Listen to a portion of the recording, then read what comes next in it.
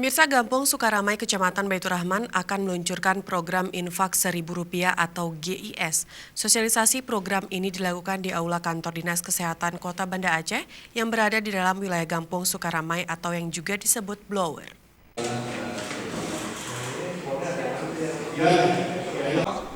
Rencana pelaksanaan program gerakan Infak Rp1.000 disosialisasikan Kecik Gampung Sukaramai Dharma Sentosa dalam pertemuan yang dihadiri para kepala dusun dan tokoh masyarakat.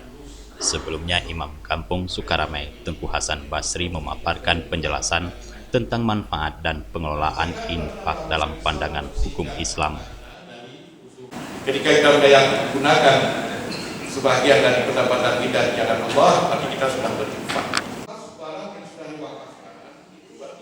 Kecik Sukaramai Dharma Sentosa menyampaikan program Infak Rp1.000 ini merupakan salah satu upaya pemerintah Gampung melindungi masyarakat dan melawan aktivitas rentenir sekaligus mendukung program pemerintah Kota Banda Aceh. Baik, terima kasih.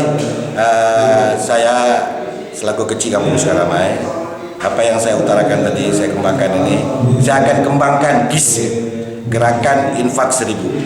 Untuk apa? Dalam rangka mensejahterakan rakyat saya, warga saya.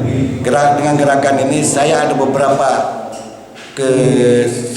keuntungan bagi mereka. Yang pertama, apabila dia sakit, itu akan kita subsidi.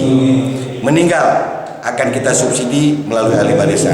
Yang ketiga, ini yang sangat-sangat penting, yaitu memberikan pinjaman tanpa bunga kepada seluruh warga. Kalau memangnya program Pak Wali Kota khusus kota, dengan saya ini selaku Kecik adalah program Kecik untuk membasmi rentenir di Kampung Sukaramai.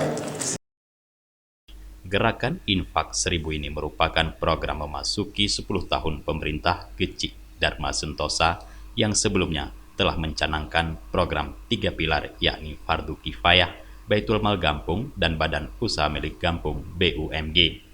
Untuk mempermudah pelaksanaan dan pengawasan program yang dapat diikuti seluruh warga Sukaramai, nantinya akan dirilis aplikasi program gerakan Infak Rp1.000 Gampung Sukaramai Blower.